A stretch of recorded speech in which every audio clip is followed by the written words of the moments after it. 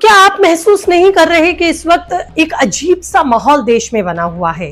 एक तरफ जहां प्रधानमंत्री दिन रात बैठकें करके भारत के लिए एक मजबूत माहौल तैयार कर रहे हैं, कूटनीतिक स्तर पर पाकिस्तान के खिलाफ योजनाएं बना रहे हैं, सेना को खुली छूट दे दी गई है, सेना के उच्च अधिकारियों के साथ हर रोज बैठकें हो रही हैं, पाकिस्तान की धमकियों का करारा जवाब देने के लिए रणनीति बन रही है।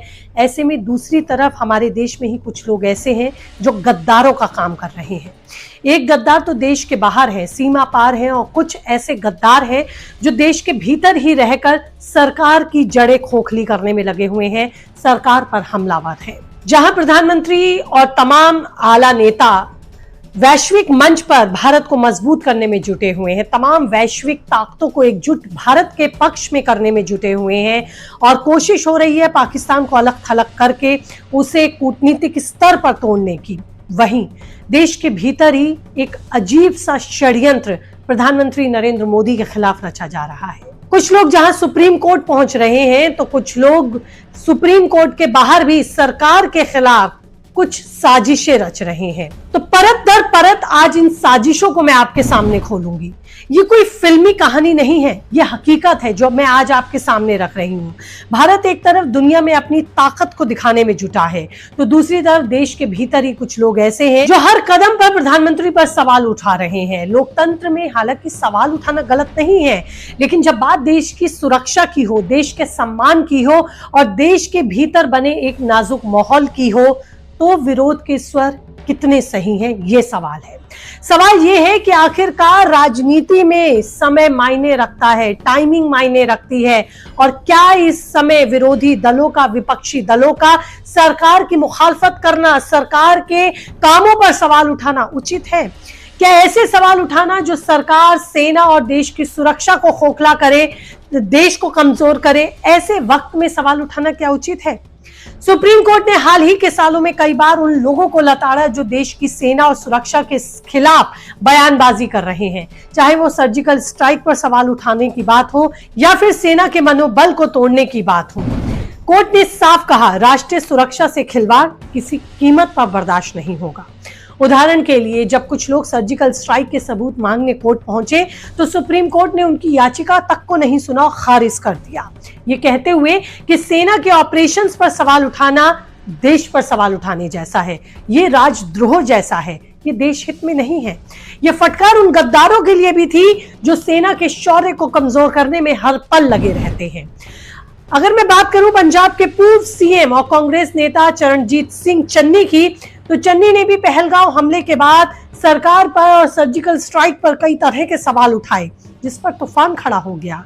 उन्होंने कहा कि हमने तो पाकिस्तान पर सर्जिकल स्ट्राइक की ही नहीं, इसके सबूत तो आज तक देखने को नहीं मिले। जहां दुनिया ने माना कि हमने पाकिस्तान को मुंहतोड़ जवाब दिया, वहीं देश के भीतर कुछ गद्दार हम पर ही सवाल उठा रहे हैं।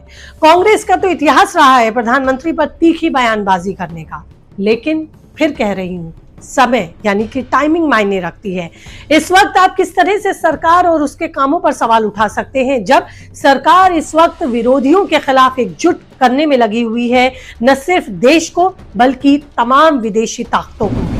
हालांकि कांग्रेस का इतिहास रहा है मोदी के खिलाफ तीखी बयानबाजी का, चाहे वो मणिशंकर अय्यर जैसे नेता हो या फिर खुद राहुल गांधी। हाल ही में पहलगांव हमले के बाद एक सोशल मीडिया पोस्ट जिसमें प्रधानमंत्री की तस्वीर किस तरीके से दिखाई गई, हालांकि ये जग जाहिर है। उस पोस्ट को हालांकि कांग्रेस को बाद में हटाना पड़ा, इस पोस्ट को बाद में डिलीट तो इन्होंने किया ही, लेकिन उससे पहले पाकिस्तान के पूर्व एक मंत्री ने इसको रिपोस्ट कर दिया, जिससे कई तरह के सवाल खड़े हुए। क्या कांग्रेस का एजेंडा पाकिस्तान के साथ मिला हुआ है? कांग्रेस की मंशा लगातार उसकी बयानबाजी से साफ होती है। मोदी ने कई ऐसे फैसले लिए जिसने भारत को मजबूत किया। मिसाल के तौर पर सर्जिकल स्ट्राइक हो, उरी हमले के बाद भारत ने पीओके में दहशतगर्दों के ठिकानों को नेस्तनाबूद किया। विपक्ष ने सबूत मांगे, लेकिन सेना और सरकार ने दुनिया को जवाब दिया। वहीं आर्टिकल 370 हटाना हो या फिर राम मंदिर बनाना हो, कई ऐसे फैसले सरकार ने लिए जो उसके वादे के मुताबिक थे और उसने अपने वादे पूरे किए। लोग जो सेना के ऑपरेशन पर सवाल उठाते हैं, वो नेता जो देश की एकता के खिलाफ बयानबाजी करते हैं, ये वही लोग हैं जो मोदी के हर फैसले को लोकतंत्र का खतरा बताते हैं। लेकिन जब पाकिस्तान धमकी देने पर आता है तो ये लोग चुप्पी साध लेते हैं। तो अपनी सरकार के साथ खड़े होने की बजाय, उसे मजबूत करने की बजाय ये मौका ढूंढते हैं कि किस तरह से देश और सरकार दोनों को कमजोर किया जाए। हालांकि मोदी को हर मुश्किल से निकलना आता है, चाहे वो पाकिस्तान की धमकियां हो या फिर विपक्ष का शिकार। उन्होंने सेना को खुली छूट दे दी, जिसने आज भारतीय सेना को पहले से कहीं ज्यादा ताकतवर बनाया। विदेशों में भारत की साख मजबूत हुई। अमेरिका, रूस जैसे ताकतवर देश आज भारत के साथ खड़े हैं, उसके हर फैसले में साथ देते दिखाई दे रहे हैं।